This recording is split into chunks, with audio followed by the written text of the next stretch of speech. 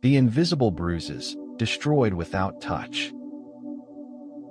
Before we begin, let me ask you something gently. Have you ever woken up one morning and felt smaller? Not broken, not sad, just less than you remember being. As if some quiet part of you had been dismantled while you were busy surviving the day. No accident. No fight. No single moment you could point to and say, that's when it happened. Just a slow erosion. A fading of your voice. A soft collapse of certainty. This story isn't about villains. It isn't about blame. It's about how the mind trades truth for comfort, how we allow tiny distortions to become our identity, and how unconscious relationships, not just romantic ones, rewrite who we think we are. Tonight, we're exploring a kind of violence that leaves no marks. Only silence. And if you feel a quiet recognition stirring already, good. That means you're still here. The violence that leaves no marks. The most dangerous wounds are the ones we cannot see. Carl Jung. There is a form of destruction that happens without sound. No slammed doors. No raised voices. No police reports. You walk into work looking the same. Your friends see nothing different. Your life appears intact. But inside, something has been disassembled, piece by piece, by 1,000 moments too small to protest. Psychologists call this relational erosion. Not abuse in the cinematic sense. Not cruelty in the obvious sense. It's the slow removal of reflection. The withdrawal of warmth. The absence of affirmation. And because it happens gradually, the psyche accepts it as normal. This is the first cost of unconscious living. We adapt to harm when it arrives quietly. The mirror we live inside. We are not disturbed by things, but by the view we take of them. Epictetus. We like to believe we are self-contained, that our identity is generated from within. But the nervous system doesn't work that way. Human beings are mirrored creatures. We discover who we are by watching ourselves reflected in others' eyes. Admiration expands us.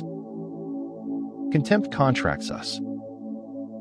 And the person closest to us becomes the strongest mirror of all. When that mirror dims, when it distorts, when it begins to reflect disappointment instead of recognition, something profound happens. The psyche starts to believe the reflection. Not because it's true, but because it's constant. Micro-signals and silent conditioning. Give me a child for the first 7 years, and I will show you the man. Freud.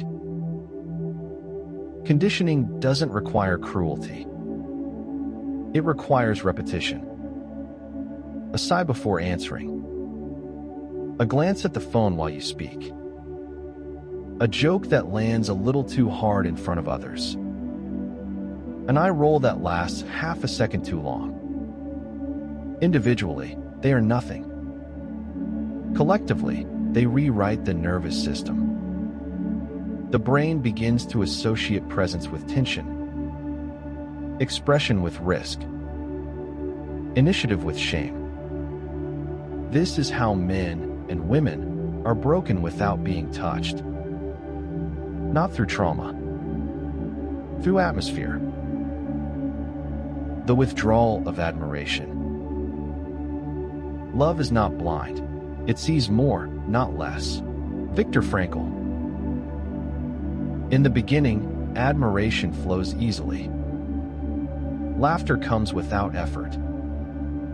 Attention is generous. That admiration acts like emotional oxygen. Then it fades. Not suddenly, that would be noticeable. But gradually, like light disappearing at dusk. And because you remember how it once felt, you start trying to earn it back. This is where unconscious living becomes expensive. You begin to perform for what was once freely given. And slowly, without noticing, your self-worth becomes a transaction. The gatekeeper of self-worth. When you seek approval, you surrender control. William James.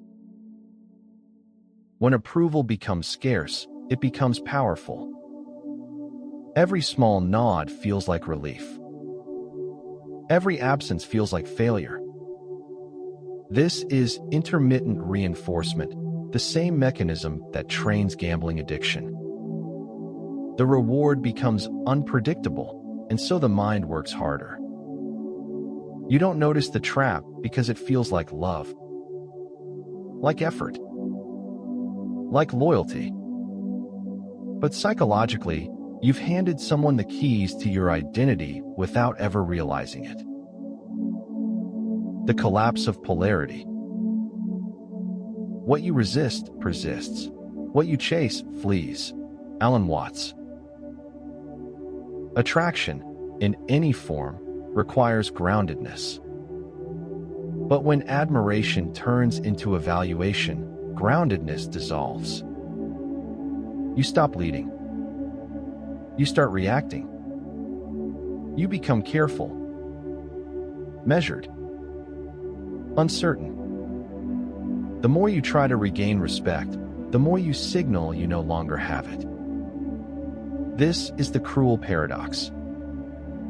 The trying itself erodes the very thing you are trying to restore. When evaluation replaces love. To be loved is to be seen without being measured. Carl Rogers. There's a difference between being known and being assessed. In healthy bonds, flaws exist inside safety. In unhealthy ones, safety is replaced by constant audit.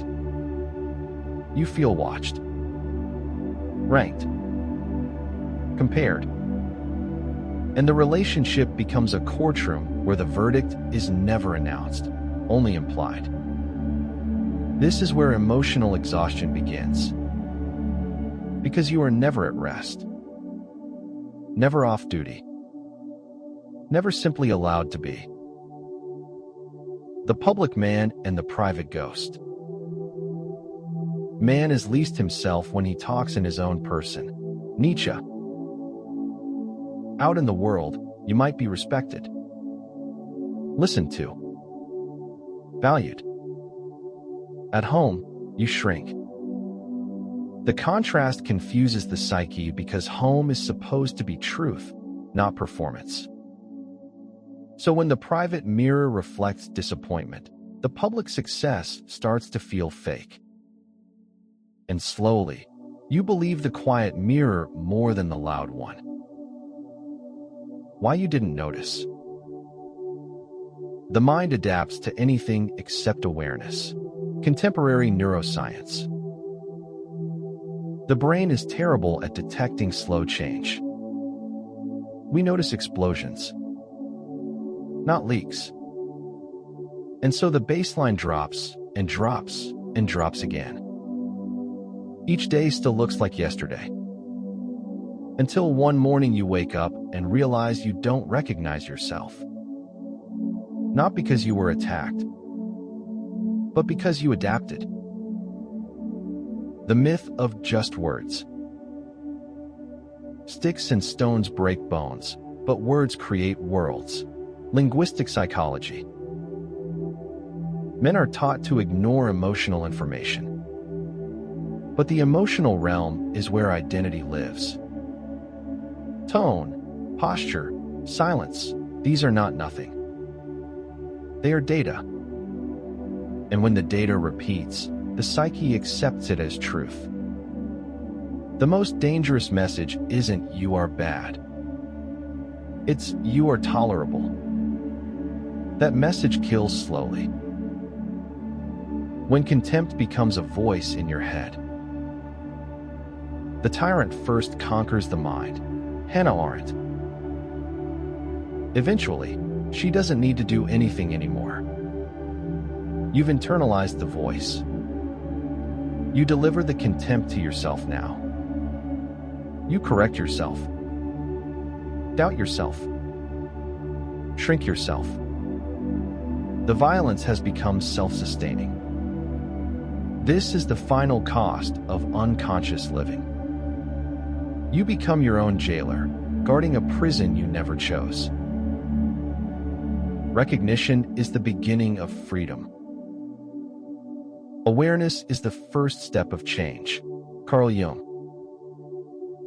If something in you has stirred while listening, that matters. Because awareness is not a solution. It is a rupture. A break in the trance. A crack in the mirror. You are not broken. You were conditioned. And what was conditioned can be unlearned. Not through force. Not through blame. But through seeing. Through choosing new mirrors. New reflections. New truths. The man you were is not gone. He's buried beneath adaptation. And awareness is the shovel. This is the expensive psyche, where we explore what it truly costs to live unconsciously. Thanks for your time. It's been a delight. What should we explore next? Comment, share, and save your insight. Subscribe to Orbital Sapiens and keep your thoughts bright.